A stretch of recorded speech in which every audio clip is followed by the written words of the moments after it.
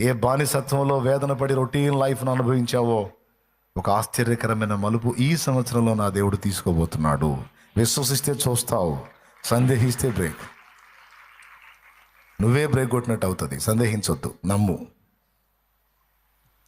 కొన్ని విషయాల కోసం ఎదురు చూస్తున్నావు కదా, అది ఈ ఇయర్లో దేవుడు దాన్ని నెరవేర్చబోతా ఉన్నాడు. ఎందుకంటే అనూహ్యమైన మలుపులు తిప్పుతాడు ఆయన. ఈ సంవత్సరం అని ఎందుకన్నానంటే దానికి కూడా ఒక లాజిక్ ఉంది.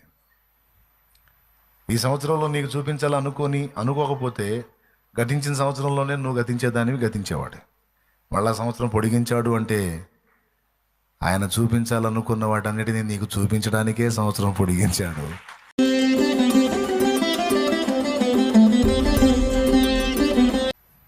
ఇప్పుడు కొంతమందిని చూపించి నిన్ను తిడుతున్నారా, కొంతమందితో నిన్ను పోల్చి నీకు అవమానాలు ఎదురవుతున్నాయా, అస్సలు పట్టించుకోవద్దు. ఈరోజు వాళ్ళని వీళ్ళని చూపించి నిన్ను పొగిడేవాళ్ళు రేపు నిన్ను చూపించి జనాన్ని తిడుతుంటారు. ఆ రోజు వచ్చింది. అమ్మాయి చూడవే, అమ్మాయి చూడు అని నిన్ను చూపించి మళ్ళీ ఇతరులను తిట్టే రోజులు వస్తాయి. అందుకే వాళ్ళు అటు అంటారు ఇటు అంటారు. అస్సలు వాళ్ళ గుర్తింపులు, వాళ్ళ ఘనతలు, వాళ్ళ తృణీకారాలు ఏవి మనకే లెక్కలోవి కాదు. మనకు మెయిన్ ఎవరు? పెద్దగా చెప్పాలి. ఇది కూడా ఎందుకు చెప్తున్నానంటే ఈ నూతన సంవత్సరంలో చాలామంది చాలా ఫీలింగ్స్ పెట్టుకొని దిగులు పడతా ఉంటారు. కొంతమంది ఛాలెంజ్లు పెట్టుకొని కూర్చుంటారు. నన్ను ఇలా అన్నారమ్మా, నన్ను ఇలా అన్నారు, నన్ను ఇలా చేశారు, నేను గుర్తుపెట్టుకో, నీ గాడికి రోషం కలిగిన వాడు నా దేవుడు. ప్రార్థన చేసి లేదా బాధపడి నొచ్చుకొని నువ్వు మర్చిపోతావేమో, ఆయన మర్చిపోడు. ప్రతినభూని శపథం చేసి మన వల్ల కావట్లేదని నువ్వు రాజీపడి రద్దు చేసుకుంటావేమో, ఆయన ఎలాంటోడు తెలుసా? నువ్వు శపథాలు చేసి మర్చిపోయిన శపథాలు కూడా నీ పక్షంగా నెరవేర్చి ఆనాడు నువ్వు ఇలా అనుకున్నావు కదా, ఇదిగో జరిగించాను చూడని చూపించే రోషము గల దేవుడు, పరాక్రమశాలి నా దేవుడు. స్తోత్రం చెప్పు ఆయనకి. చెప్పమ్మా, 2 చేతులు ఎత్తమ్మా, చెప్పమ్మా, స్తోత్రం చెప్పు.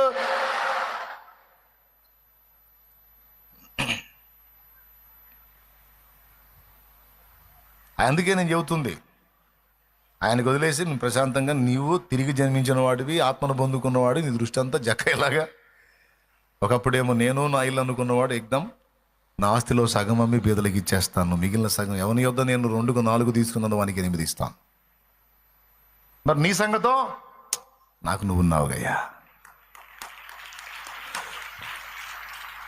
వెండి బంగారములు నాకు వలదు, పేరు ప్రఖ్యాతులు నాకు వలదు.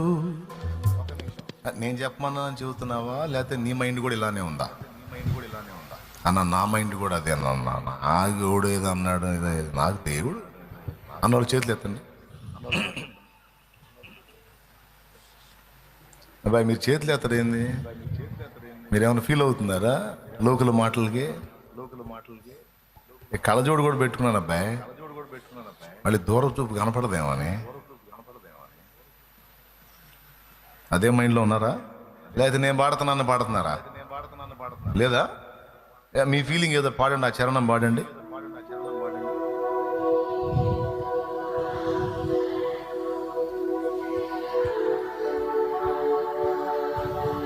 ఇప్పుడు రిధం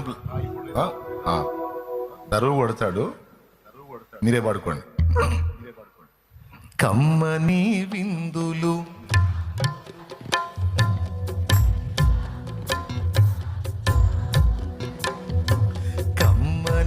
విందులు క్షణికానందాలు, కీర్తి కిరీటాలు నాకు వలదు, కీర్తి కిరీటాలు, కలల సంచారాలు, ఈ భ్రమల సంచారాలు, నీ దివ్య కౌగిలే నాకు చాలు, నీ దివ్య కౌగిలే నాకు చాలు, స్తుతి నీకే నా ప్రభు, స్తుతి నీకే నా ప్రభు, స్తుతి ఘనత మహిమలను నీకే యేసు ప్రభు, స్తుతి ఘనత మహిమలను నీకే యేసు ప్రభు. ఏమండి అదండి సంగతి. మొత్తానికి మాకు విరక్తి నేర్పుతున్నావుగా అన్నా అంటారా? అబ్బే, నేను నేర్పేది ఏమి ఉండదమ్మా. దేవుడు నిజంగా నేను దర్శిస్తే ఆటోమేటిక్గా అదే వచ్చింది. దేవునికి స్తోత్రం. హడావుళ్ళు చేస్తుంటే నవ్వు వస్తుంటుంది. గ్రాండ్ సెలబ్రేషన్స్ చేస్తుంటారు చూడు, హడావుడి రేంజ్లో నవ్వుకుంటా ఉంటాను. అసలు పట్టవు నీకు అవన్నీ. నిన్ను చూసిన వాళ్ళు కూడా ఆశ్చర్యం కలిగిద్ది. అసలు ఏ ఫీలింగ్ ఉంటుంది, ఏంది అట్ట ఏదో మా లోకం లాగా ఉంటావు. ఏంటంటే నా లోకం వేర్లేరా నిద్రమోహం వాళ్ళారా, నా లోకం వేర్రా. నేను ఈ చెత్తవాటి గురించి ఆనందపడేవాడిని, వీటిని బట్టి సంతోషపడేవాడిని కాదు. అక్షయమైన ఆ మహిమను వెతుకుతున్నాను. నేను మీకు వైరాగ్యం నూరిపోయాల్సిన అవసరంలా. నిజంగా దేవుని చేత దర్శించబడితే ఆటోమేటిక్గా నీకు వచ్చేస్తుంది అది.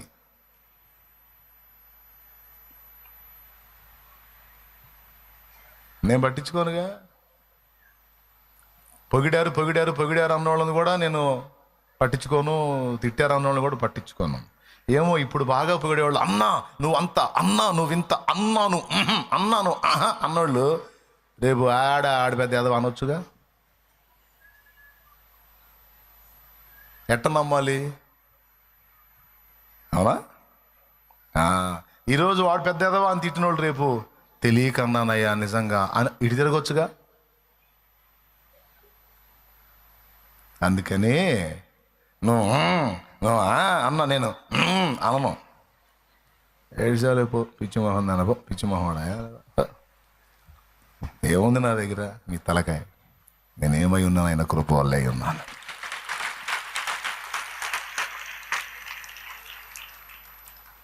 మీరు కూడా అంతే తయారు కాండి అని చెబుతున్నాను. నిజంగా దేవదర్శనం పొందితే మీ మైండ్లో ఆటోమేటిక్గా అట్ట వచ్చేస్తాయి. పొగడ్తలకు పొంగేది ఉండదు, విమర్శలకు కృంగేది ఉండదు. సమస్య లేనప్పుడు సంతోషించేది లేదు, సమస్య ఉన్నప్పుడు భయపడేది లేదు. ఎనీ టైం దేవుల్లో ఆనందించడమే, ఎనీ టైం దేవుల్లో సంతోషించడమే. ఎందుకంటే అస్సలు బలవంతుడు సంపదల గని దొరికాడు మనకి. ఎంతమంది నమ్ముతున్నారు?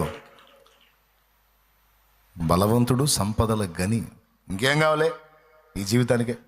ఒకటి చాలు. మీరు చెప్పండి, నీకు కావాల్సినవన్నీ ఒక రాసి పోసి ఏసయ్య ఒక్కడు పక్కకు పోయి ఒక పక్కన కూర్చొని చూస్తున్నాడు అనుకో. కోరుకో, నీకు అవి కావాలా నేను కావాలంటే ఏం కోరుతావు నువ్వు? ఎటుపోతావు నువ్వు?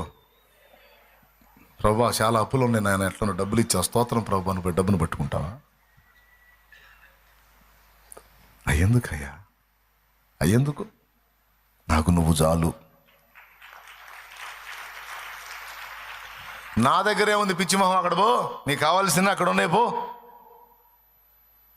నా దగ్గరే ఉంది, ఏం లేదు, పో. శిష్యులు అన్నాడు, కొంతమంది నన్ను వదిలేసి వెళ్ళిపోయారు, మీరు నువ్వు వెళ్ళవాలి నన్ను ఉన్నారా అంటే పేతురు అన్నాడు, ఎక్కడికి పోవాలో అడ్రస్ నువ్వే చెప్పు, నీలాంటి వాడు ఎవరున్నారు? నీతో సమమెవరు, నీలా ప్రేమించేదెవరు, నీలా క్షమించేదెవరు యేసయ్యా, నీలా పాపికై ప్రాణం పెట్టిన వారెవరు? బోధకుడా, నీవే నిత్య జీవపు మాటలు గలవాడు. నిన్ను విడిచి ఎక్కడికి పోమందు, ఎక్కడికి పోగలవు? నీలాంటి వాడు ఎక్కడున్నాడు? నువ్వే చాలు మాకు అన్నందుకు ఎంత ధన్యులైపోయారండి వాళ్ళు, ఎంత ధన్యులైపోయారు. యేసు వారికి వశమైపోయాడు, యేసు వారిలో నివసించటం మొదలుపెట్టాడు. శృంగారమును దేవాలయం దగ్గర పుట్టినది మొదలుకొని కుంటివాడైన మనుషులతో ఏమన్నాడు తెలుసా పేతురు? వెండి బంగారములు మా యొద్ద లేవు, కానీ మాకు కలిగినదే నీకు ఇచ్చుచున్నాము. నజరేయుడగు యేసు నామములో లేచి నడువు అంటే కుంటివాడు, పుట్టిన మొదలుకొని కుంటివాడు దిగ్గున లేచి గంతులు వేసి దేవుని మహిమపరిచాడు. హల్లెలూయా. అది పేతురు కలిగి ఉన్న ఆస్తి. ఆ ఆస్తి యేసు. సౌలు చేతి గుడ్డలో, ఇప్పుడు నీ చేతి గుడ్డ తీసుకెళ్ళి సౌలు గట్ట తాకిచ్చి అది తీసుకెళ్ళి పేషెంట్ మీద వేస్తే వాడి స్వస్థత వచ్చింది. ఏంటి? ఆయనలో ప్రభు ఉన్నాడు. జీవించువాడు నీకును నేను కాను, క్రీస్తే నాయందు జీవించుచున్నాడు, నేనైతే చనిపోతిని అన్నాడు. దేవుని యొక్క ప్రభావం వాళ్ళని ఆవరించింది. ఎందుకో యేసు చాలు అనుకున్నారు. చరిత్ర పుటల్లో నిలిచారు, చరిత్ర సృష్టించారు, దేవుని పని జరిగించారు. అప్పుడు మొదలుపెట్టిన పని ఇప్పటిదాకా నిర్విరామంగా కొనసాగుతానే ఉంది. ఇదంతా విన్నప్పుడు మీకు ఇంతకు ఏమర్థమైంది? ఒక్క మొక్క చెబితే ముందుకెళ్తా. ఏమర్థమైందో చెబితే ముందుకెళ్తా, లేకపోతే ప్రార్థన చేసి బయటికి వెళ్తా. చెప్పండి, మీకేమర్థమైంది ఇప్పుడు చెప్పిన దానిలో? ప్రవక్త తన్ను గూర్చియో తన ఇంటిని గూర్చియో ఆలోచన చేయలేదు, సమాజమును చూస్తున్నాడు. సమాజంలో దుష్టుడు పెట్టరేగుతున్న విధానాన్ని చూస్తున్నాడు.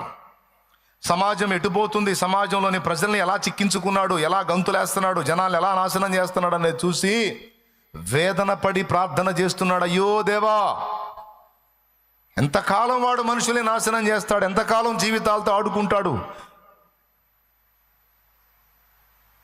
మనుషుల్ని చేపలను గాలానికి చిక్కించుకున్నాడు, చిక్కించుకొని వాడు గంతులేస్తున్నాడు. చూస్తుంటే బాధగా ఉంది అని సమాజం యొక్క పోకడను చూసి బాధపడుతున్నాడు.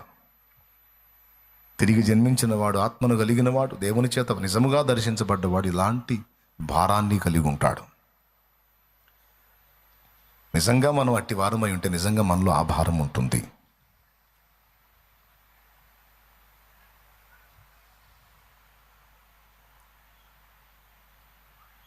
జక్కయ్యలోనూ పౌల్లోనూ మనకు అవి కనపడతాయి.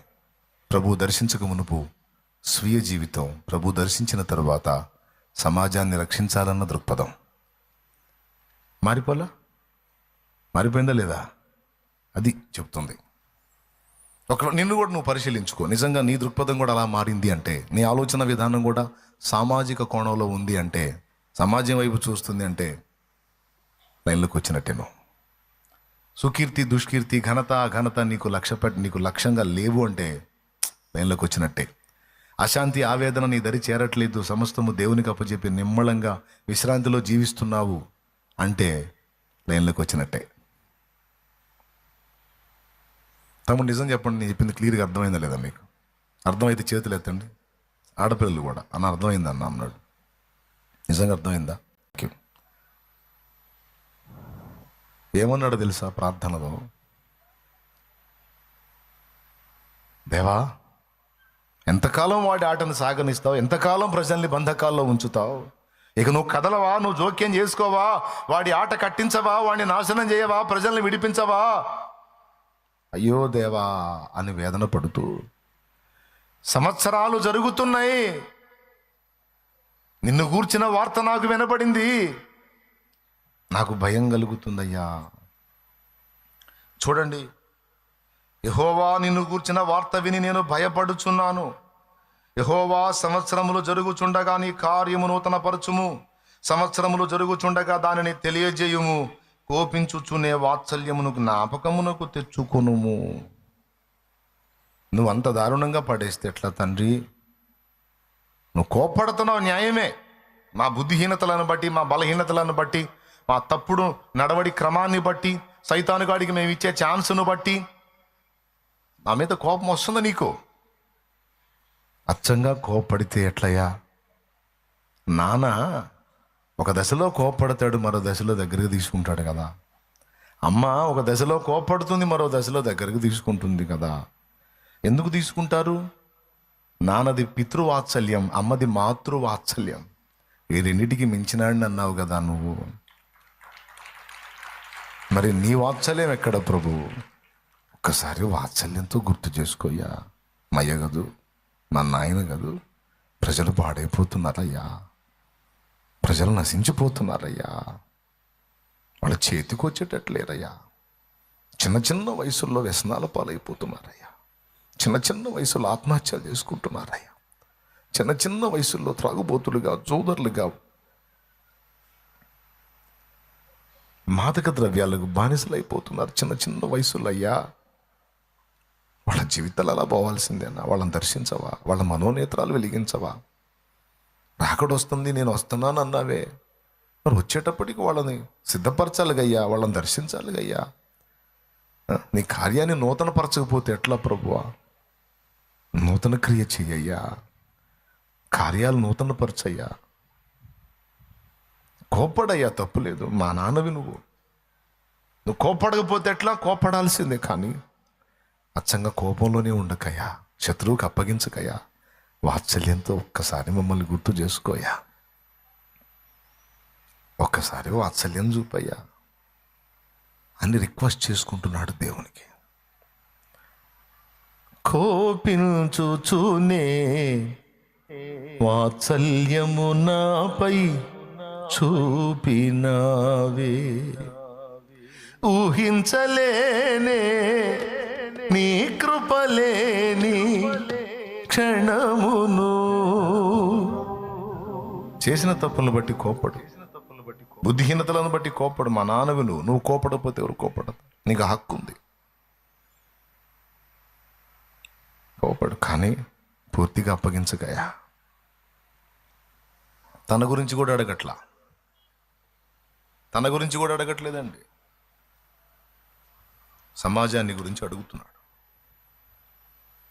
ఒక దేవుని ప్రవక్త, దేవుని సంబంధమైన వాడు సమాజాన్ని గురించి బాధపడతాడు, ఏడుస్తాడు, దుఃఖపడతాడు, దేవుని గోజాడుకుంటాడు.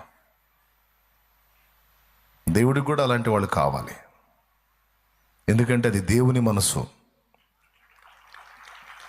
సమాజం అంతటిని తన కుటుంబంగా చూసే చూపు దేవుడికి ఉంటుంది.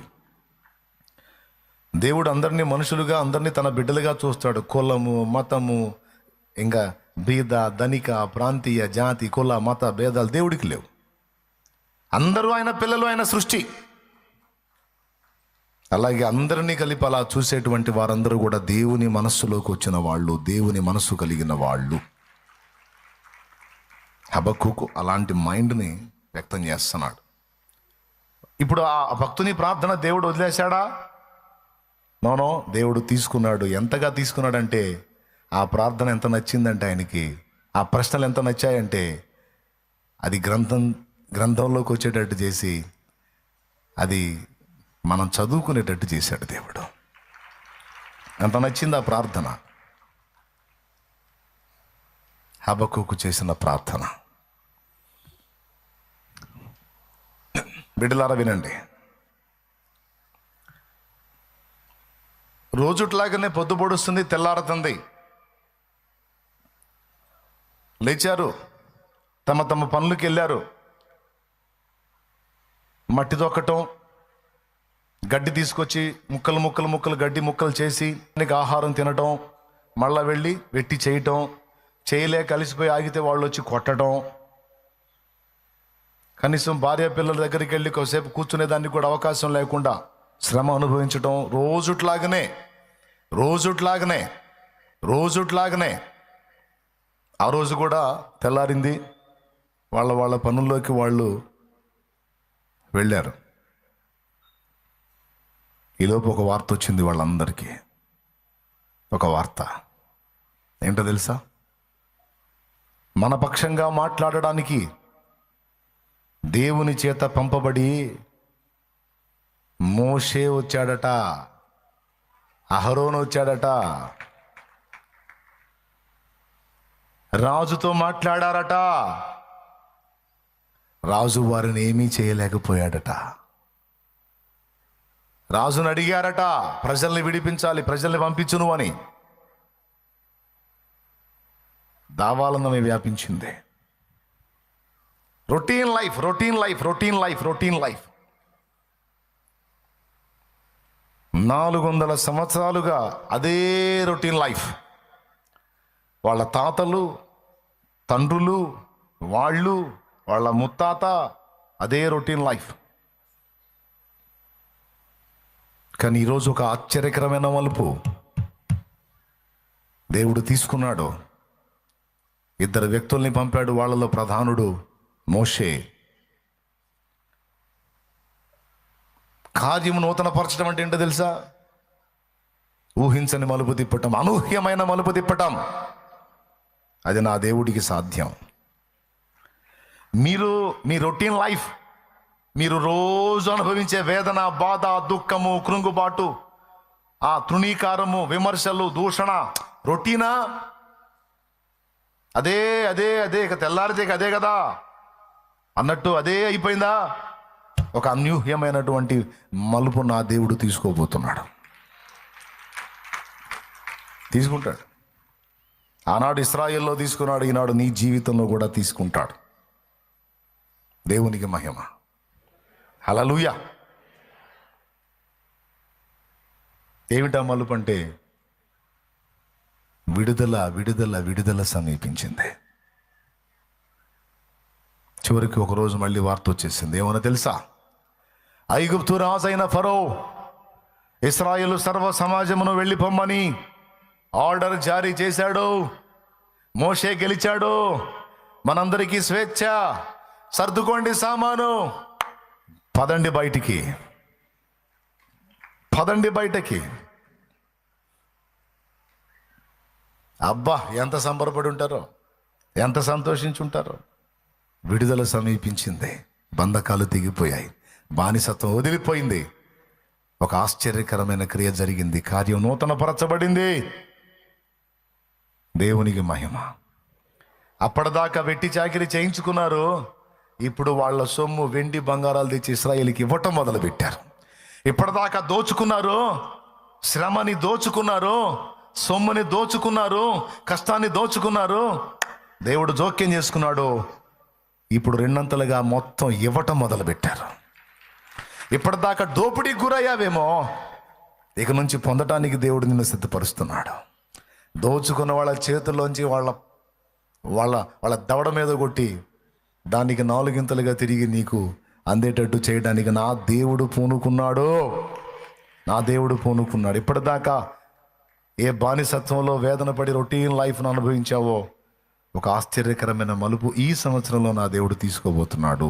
విశ్వసిస్తే చూస్తావు, సందేహిస్తే బ్రేక్. నువ్వే బ్రేక్ కొట్టినట్టు అవుతుంది. సందేహించొద్దు, నమ్ము. కొన్ని విషయాల కోసం ఎదురు చూస్తున్నావు కదా, అది ఈ ఇయర్లో దేవుడు దాన్ని నెరవేర్చబోతా ఉన్నాడు. ఎందుకంటే అనూహ్యమైన మలుపులు తిప్పుతాడు ఆయన.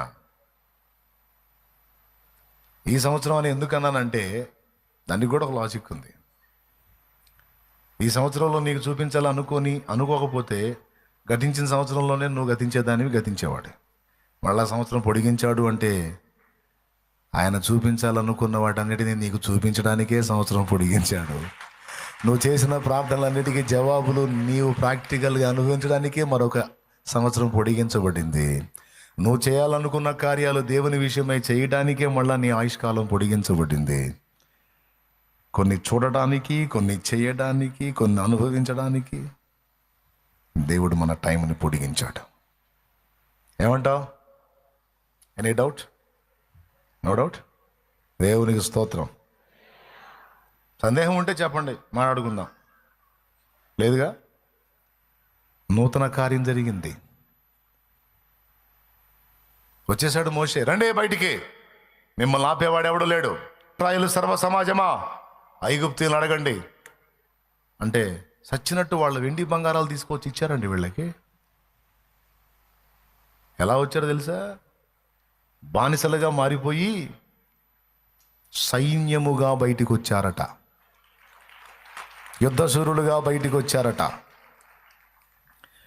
దరిద్రతను అనుభవించిన వాళ్ళు సంపన్నులుగా బయటికి వచ్చారు. దాసులుగా బ్రతికిన వాళ్ళు ఏలికలుగా బయటికి వచ్చారు. రాజుల్ని, రాజ్యాలను వణికించే యోధులుగా బయటికి వచ్చారు.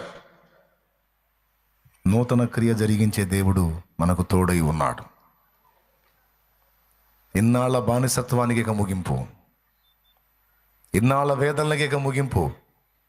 గొప్ప విడుదల, గొప్ప విడుదల. ఆశ్చర్యమైన నా దేవుని కార్యములో చాపబడిన ఆయన బలమైన బాహువు. హల్లెలూయా. విడుదల సమీపించెను, నీకు వెలుగు ఉదయించును. విడుదల సమీపించెను, నీకు వెలుగు ఉదయించెను. చెమ్మగిల్లు కళ్ళలోన కన్నీళ్ళెంత కాలం, కష్టాల బాటలోనే సాగదు పయనం. విడుదల సమీపించెను, నీకు వెలుగు ఉదయించును. విడుదల సమీపించెను, నీకు వెలుగు ఉదయించెను. నీవు మోసిన నిందకు ప్రతిగా పూదండ ప్రభువు ఇచ్చునులే. నీవు పొందిన వేదనలన్నీ త్వరలో తీరిపోవునులే. నీవు మోసిన నిందకు ప్రతిగా పూదండ ప్రభువు ఇచ్చునులే. నీవు పొందిన వేదనలన్నీ త్వరలో తీరిపోవునులే. నీ స్థితి చూసి నవ్విన వారే సిగ్గుపడే దినమొచ్చేనులే.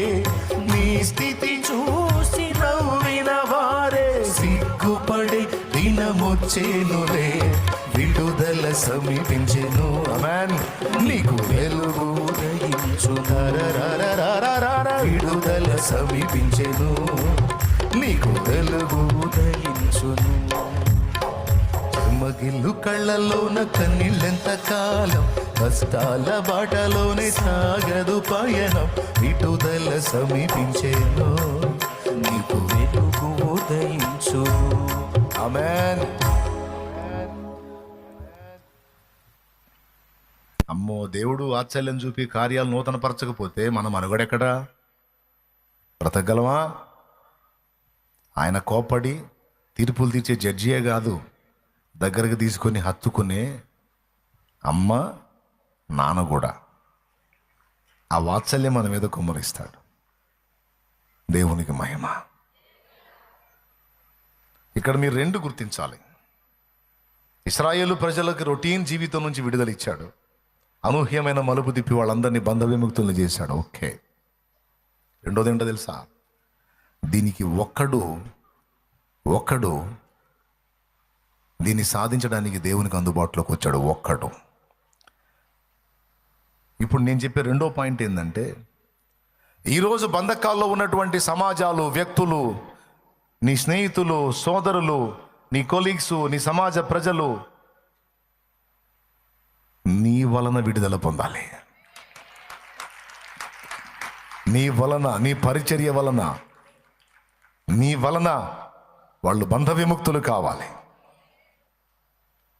మీలో కొంతమంది ఇశ్రాయేలీల అనుభవంలో ఉంటే, మీలో కొంతమంది మోషే అనుభవంలో ఉన్నారు. ఐగుప్తులోనేమో ఇశ్రాయేలీలు బానిస బతుకుతుంటే వాళ్ళని విడిపించే మోషే మిద్యాన్లో బానిస బతుకుతున్నాడు. వాళ్ళు ఒకని కింద బ్రతికారు. వాళ్ళు అలా బతుకుతున్నప్పుడు నేను స్వతంత్రుడికి ఎందుకు బతకాలి? నేను కూడా ఒకటి కిందే బతుకుతా. నా దేవుడు రోషం తెచ్చుకోవాలి, నా దేవుడు కదలాలి, మమ్మల్ని ఆయన విడిపించాలి. మా బానిస బ్రతుకులు చూసి మా దేవునికి వేదన కలగాలి. ఎందుకంటే మా పితరులకు వాగ్దానం చేశాడు, నీ సంతతికి నిశ్చయముగా నేను తోడై ఉంటానని. ఆ వాగ్దానం గుర్తు చేసుకొని నా దేవుడే కదలాలి. నా ప్రజలు ఆకలితో ఉంటే నేనెందుకు తింటాను? నా ప్రజలు వస్త్రహీనులై ఉంటే నేనెందుకు వస్త్రం కట్టుకుంటాను? నా ప్రజలు నిలవరమైన నివాసం లేని స్థితిలో వేదన పడుతుంటే నాకెందుకు సొంత గృహం? నా ప్రజలు తిన్ననాడని నేను తింటాను, నా ప్రజలు కట్టినాడు నేను కడతాను. నా ప్రజలు బంధకాల్లోంచి విడుదల పొందిన నాడే నేను ఈ బానిసత్వం నుంచి బయటకు వస్తానని సొంత మామ దగ్గర ఊడిగం చేశాడు. ఎందుకో తెలుసా? వాళ్ళు గుర్తుండాలి నాకు. నా కడుపు నిండితేనే వాళ్ళని మర్చిపోతా, నా కడుపు మండితేనే వాళ్ళని గుర్తుంటారు. అందుకే నా ప్రజలే కావాలి నాకు. సింహాసనమే వద్దనుకున్నా, సింహాసనమే వదిలేశా.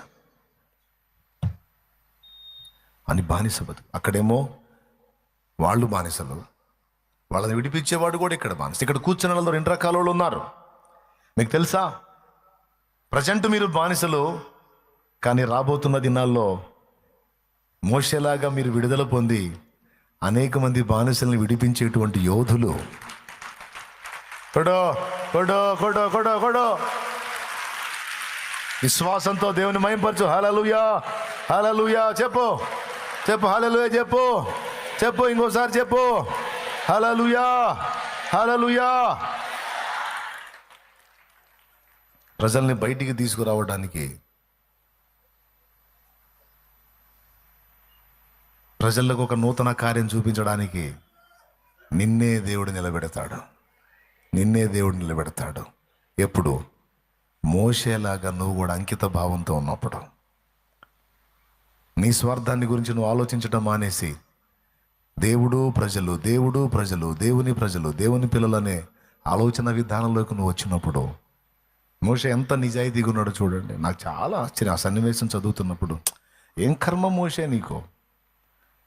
వాళ్ళని కాపాడబోతే నిన్ను పట్టించబోయారు వాళ్ళు. వాళ్ళకి మేలు చేద్దామని చూస్తే నీకు కీడు చేశారు వాళ్ళు. వాళ్ళ కోసం నువ్వు ఆలోచించేది ఏందా? అత్తగారింటి కాడికి వచ్చావు, శుభ్రంగా అందరి సపోర్ట్ ఉంది, సంపాదించుకోవా, సంపాదించు, కట్టు 4 మేడలు కట్టు, సంపాదించు, ఒక 1000 గొర్రెలు సంపాదించు. అప్పట్లో ఆస్తులు అయ్యేలే. సంపాదించువా, ఎంజాయ్ చేయవా. ఏం కర్మయ్యా నీకు? మామ మందన గాయటం ఏందయ్యా? నీకు మందలేదా? మామ కింద ఊడిగం చేయటం ఏందయ్యా? బయటోడి దగ్గర ఉన్నా చేయొచ్చు, సొంత మామ దగ్గర ఊడిగమేంది? అల్లుడివి, ఘనత పొందాల్సినోడివి, రే రారా పోరా అదిరా ఇదిరా అంటే ఎంత దరిద్రం. ఎవరండి అంటే మా పనోడు అని చెప్పినట్టుగా ఉంటుంది కదా నిన్ను అల్లుడిని. అయినా సరే నాకు అయ్యనొద్దు, నేను అవమానాలైనా పొందుతా. నా దేవుడు కదలాలా, నా దేవుడు దిగి రావాలా. నాకు ఇక్కడ అనుభవించే అవకాశం ఉంది, అయినా నేను మానుకున్నవన్నీ. ఇవి ఆయన చూడలేదా? ఆయనకి తెలియట్లేదా? ఆయన రావాలి నా దగ్గరికి అంటే వచ్చాడు నిజంగా దేవుడు. ఇశ్రాయేల్ దగ్గరికి పోలా. వాళ్ళ కోసం అవకాశం ఉండి కూడా అనుభవించకుండా అటు సింహాసనాన్ని, ఇక్కడ ఆధిపత్యాన్ని మొత్తాన్ని వదిలేసి దరిద్రుడిగా జీవిస్తున్న మోషే దగ్గరికి దిగి వచ్చాడు. దిగి వచ్చాడు మోషే. మోషే దా, మోషే దా, దా, నా పరీక్షలో నువ్వు పాస్ అయ్యావుదా, గెలిచావుదా, పంపిస్తా పో. నా వల్ల ఏమైద్దయా, నేనేం చేయలే. ఓయ్ పో, నేనేం చేయ, నువ్వు పంపదలిచినాడు. అరే ఓ, నేను ఒక్కడిని పోయి ఏం చేయగలుగుతాను? నేను వస్తాపా, నేనుంటా నీకు తోడుపా. నువ్వుంటే ఇక నాకు దిగులు లేదు. నా బాహుబలం చేత ప్రజలను విడిపిస్తా. ఏ ప్రజల కోసం 40 ఏళ్ళు నువ్వు వేదనను అనుభవించావా? నాకు అర్థమైంది మోషే. దా, ఎంత సంతోషించాడో తెలుసా దేవుడు. అహరోను మిరియం ఒక్కసారి సనిగితే పిలిచి బూస్ట్ ఇచ్చాడు, హార్లిక్స్ బూస్ట్ 2 కలిపి ఇచ్చాడు. ఏం తెలుసు మీకు మోషే గురించి? నా ఇల్లంతటిలో నమ్మకమైన వాడు, మిక్కిలి సాత్వికుడు. మోషే మీరు ఈక్వలా?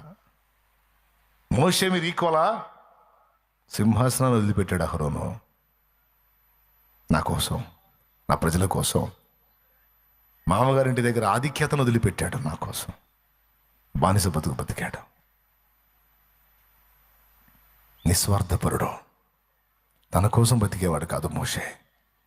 మోషే నాలాగా ప్రజల కోసం ఆలోచించేవాడు. దేవునికి స్తోత్రం, హల్లెలూయా.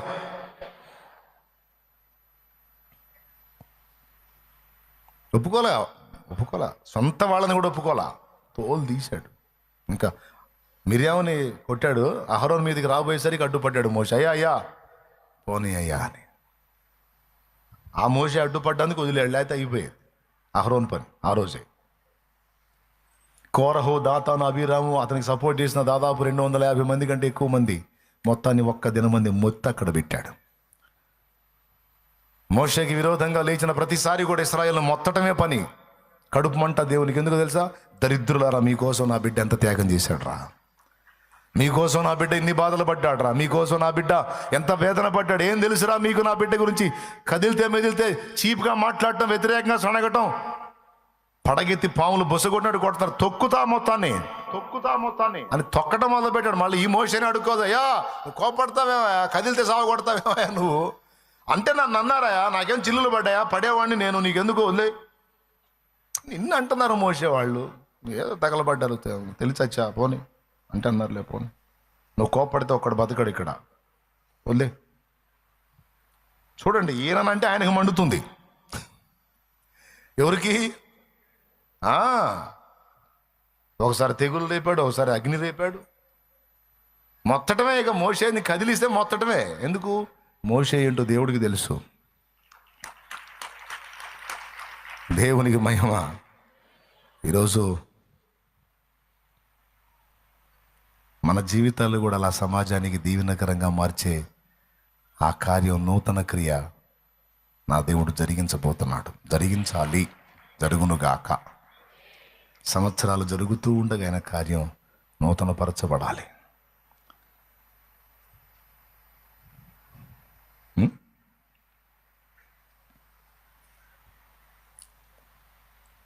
నిజమైన దేవుడిని ఎరగని స్థితిలో మ్రగ్గుతున్న ప్రజల దగ్గరికి వెళ్ళాడు డేవిడ్ లివింగ్స్టన్.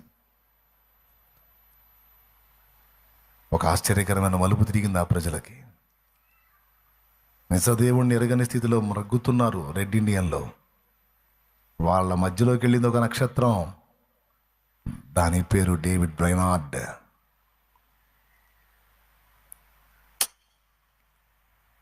ఆ ప్రాంతాలకు దీపాలు, ఆ ప్రాంతాలకు నక్షత్రాలు, ఆ సమాజాలకి దేవుడిచ్చిన ఆశీర్వాదాలు, ఆ భక్తులు, ఆ వ్యక్తులు. ఈరోజు నన్ను రక్షణలోకి నడిపించినటువంటి వ్యక్తులు కూడా నాకు దేవుడు చూపిన దీపాలు. నన్ను రక్షణలోకి నడిపించిన వాళ్ళు మరి నాకు దేవుడు పంపిన దీపమే కదండి దైవజనులు. వాళ్ళ త్యాగాలు లేకపోతే, వాళ్ళ సమర్పణ లేకపోతే, వాళ్ళ కష్టం లేకపోతే, వాళ్ళ త్యాగ ఫలం కాకపోతే నా రక్షణ ఎక్కడా?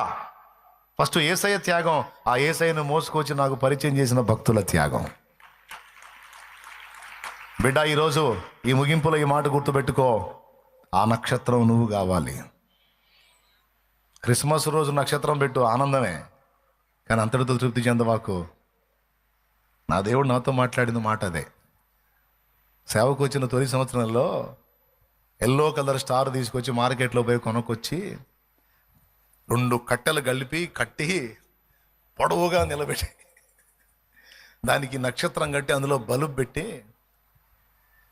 అన్నీ నేనే చేసి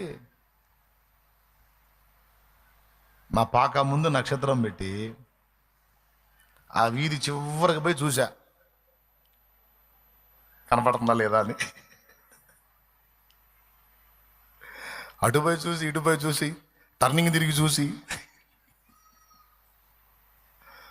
కనపడుతుందా, ఇంకా 4 ఇళ్ళ అవతలకు పోయి చూసి ఆ ఇళ్ళ మీదగా చూసి ఆ ఇళ్ళ మీద కనపడుతుందా, కనపడుతుంది. బాగా హైట్ పెట్టా, ఎందుకు కనపడుతుంది?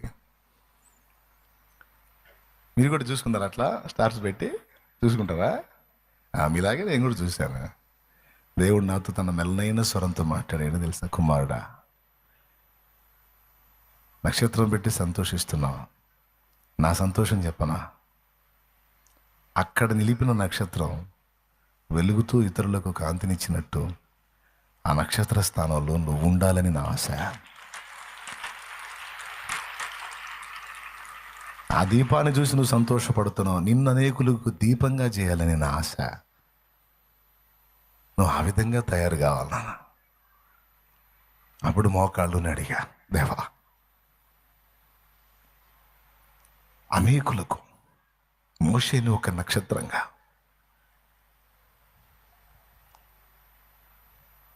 నెహెమ్యాను ఒక నక్షత్రంగా, దానియేలును ఒక నక్షత్రంగా, పౌలును ఒక నక్షత్రంగా, పేతురును ఒక నక్షత్రంగా, దక్షిణాఫ్రికా ప్రజలకు డేవిడ్ లివింగ్స్టన్ ఒక నక్షత్రంగా, రెడ్ ఇండియన్లకు డేవిడ్ బ్రైనార్డ్ను ఒక నక్షత్రంగా, ఇశ్రాయేలు సర్వ సమాజానికి దావీదును ఒక నక్షత్రంగా, చేసిన నా తండ్రి, ప్రజలకు నా జీవితాన్ని కూడా ఒక నక్షత్రంగా వెలిగించవా? నన్ను వెలిగించవా? నా కొరకు, నా ఇంటి వారి కోసం మాత్రమే నా వెలుగు ఉండకూడదు. నువ్వు నన్ను వెలిగించు. సమాజం అంతటి కొరకు నేను వెలగాలి.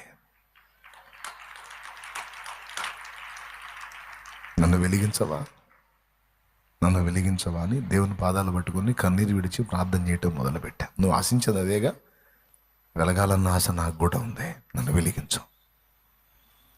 ప్రజల కోసం వెలగనప్పుడు, నిన్ను నా యందు కలిగి ఉండి ఆ వెలుగును లోకానికి చూపనప్పుడు నేను భూమి మీద ఉండి ప్రయోజనం ఏంటని ప్రార్థించా. అలా వెలిగించినప్పుడు తీసుకో నన్ను. నాకు ఈ లైఫే వద్దు.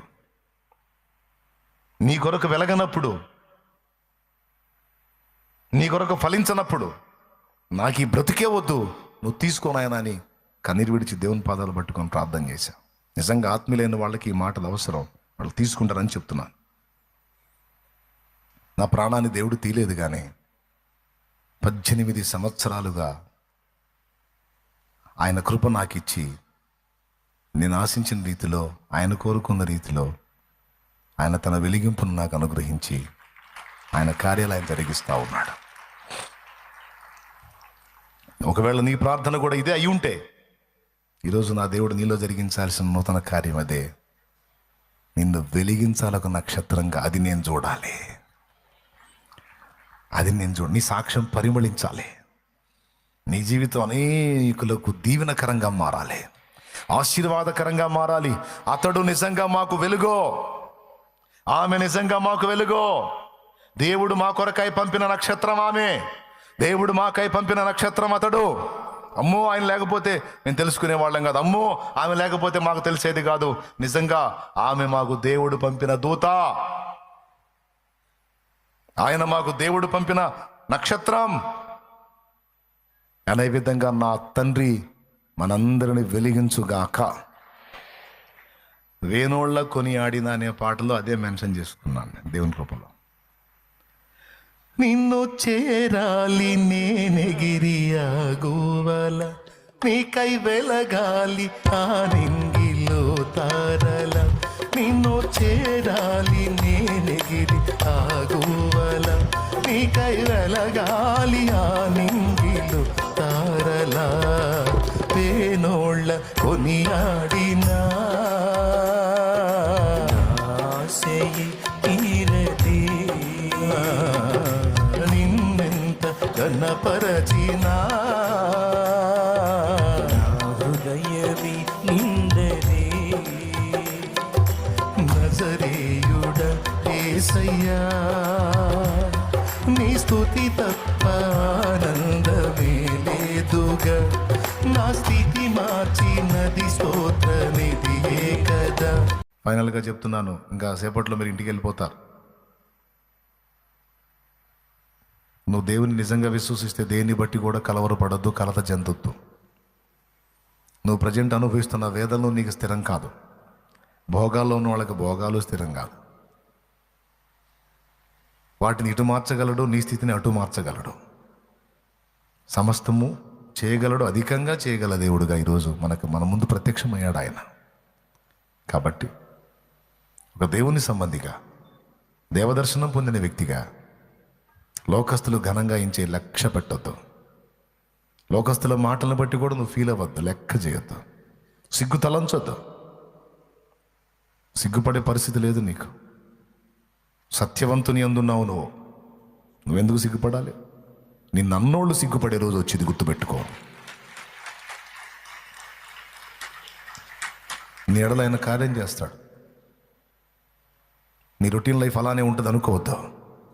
నువ్వు ఊహించని రీతిలో అనూహ్యమైన మలుపు తిరిగిద్ది, ఘనమైన మలుపు తిరిగిద్ది. ఎలా అని అనొద్దు. ఇశ్రాయేలుకి ఎలా చేశాడో నీకు అలా చేస్తాడు. వాళ్ళు ఊహించిన టైంలో కార్యం చేస్తాడు. కాబట్టి ధైర్యంగా ఉంటారు కదా, సంతోషంగా ఉంటారు కదా. క్రీస్తునందున్న మనకి హ్యాపీ న్యూ ఇయరే కాదు, happy day, happy week, happy month, happy second, happy minute, happy hour, any time happy happy happy happy happy. ఎల్లప్పుడూ సంతోషముగా ఉండండి, ఎడతెగక ప్రార్థన చేయండి. ఎంత సంతోషం అంటే నీలో పొంగిన సంతోషం, దేవుల్లో నీ కలిగిన ఆనందం దెబ్బకి నీ రోగాల రిపోర్ట్లు కూడా మారిపోవాలి. యేసునామంలో మారిపోవాలా, వాళ్ళకి మైండ్ పోవాలా. ఏ మందులు వాడావు, నీ మార్పు ఏంది? ఏ మందు లేదు సార్, దేవుని మాటలు తీసుకున్నాను, విశ్వాసం ఉంచాను, ధైర్యం తెచ్చుకున్నాను, సంతోషంగా ఉంటున్నాను, అదే తగ్గింది సార్, దేవుడే కార్యం చేశాడు అని చెప్పాలి సాక్ష్యం యేసునామములో. అలానే హ్యాపీగా ఉండు, ఆ సంతోషం నీకు స్థిరమైతే. నిజంగా శుభం పలుకు, ఆశీర్వచనం పలుకు, దీవెన పలుకు, నీ పరిస్థితులు మారుతాయి, నా దేవుడు మార్చగలడని పలుకు, విజయం పలుకు. అవన్నీ నా తండ్రి ఆమేన్ అంటాడు. అడుగుతావా యేసయ్య నీ కోసం వెలగాలయ్యా అని? ఎంతమంది అడుగుతారండి? లైఫ్ అంటే అదే కదా. Thank you lord, thank you lord. ఈవేళ మాతో మాట్లాడినా నీ మాటల కొరకు వందనాలు. నిజమే ప్రభు, నీ కార్యాలను నూతనపరచాలి, సమాజం వైపు మేము చూడాలి. నిజంగా మేము తిరిగి జన్మిస్తే, నిజంగా ఆత్మను కలిగి ఉంటే, నిజంగా నీ చేత దర్శనం పొందితే మా ఆలోచన విధానం అలానే ఉంటుంది. సుకీర్తి, దుష్కీర్తి, ఘనత, అఘనత, లేమి, దరిద్రత, నింద, అవమానం ఏవి మాకు లక్ష్యం ఉండదు. ఎందుకంటే అవన్నీ స్థిరం కాదు, అవన్నీ మారిపోతాయి. ఈరోజు నిందలే రేపు పూదండలుగా మారుతాయి. ఎందుకంటే మార్చేవాడి నువ్వు. ఈరోజు ఎవరు దేని చూసి గర్వపడుతున్నారో అవన్నీ కోల్పోయే అవకాశం ఉంటుంది. ఎందుకంటే నువ్వు అందుకు సమర్థుడవు కాబట్టి. అందుకేనయ్యా సమాజం అతిశయపడేవి మాకు అసహ్యంగా అనిపిస్తున్నాయి. సమాజం గొప్పగా భావించేవి మాకంత లెక్కలో లేవు. మాకు నువ్వే గొప్ప, నీ చిత్తమే గొప్ప, నీ రాజ్యమే గొప్ప, నీ పాదాలే గొప్ప, నీ నామమే గొప్ప, నీ సన్నిధే గొప్ప, నీ పరిచర్యే గొప్ప, నీ సేవే గొప్ప. నువ్వే నా ధనం, నువ్వే నా ఆస్తి, నువ్వే నా అంతస్తు. ఓ నువ్వే నా సంపదల గనివి, ఓ నువ్వే నా ప్రాకారం, ఓ నువ్వే నా కిరీటం. యేసయ్యా నువ్వే, నీ కౌగిలే నా సింహాసనం. నా కొండ నువ్వే, నా కోట నువ్వే, నా ఆశ్రయపురం నువ్వే, నా రక్షణ శృంగము నువ్వే, నా వాడవారని మహిమ కిరీటము నువ్వే, అక్షయ కిరీటము నువ్వే, దయా కిరీటము, సంవత్సరం అనే దయా కిరీటము నువ్వే, నా అదృష్టము నువ్వే, నా అతిశయం నువ్వే, నా ఆనందం నువ్వే. మా బిడ్డలందరూ కూడా ఇలాంటి ఆలోచనలో నీకు నువ్వు నడిపించావు. ఆశీర్వదించు తండ్రి. మునుపటి కంటే అధికమైన మేలు రెండంతలుగా కలుగజేసి మా బిడ్డలు ఏ వాగ్దానాలు అయితే ఇప్పుడు వాక్యంలో పొందారో అవన్నీ స్వతంత్రించుకోవాలి. నేను కూడా స్వతంత్రించుకోవాలి. రక్షణకు వచ్చిన నీ బిడ్డలు కూడా స్వతంత్రించుకోవాలి. ఈరోజు మారుతున్న ఈ జీవితాలు రాబోతున్న రోజుల్లో అనేకులకు సాక్ష్యాలు, అనేకులకు త్రోవ చూపే దీపాలు. ఆశీర్వదించు. యేసు నామములో కృతజ్ఞతలు చెల్లిస్తున్నాను తండ్రి. ఆమేన్.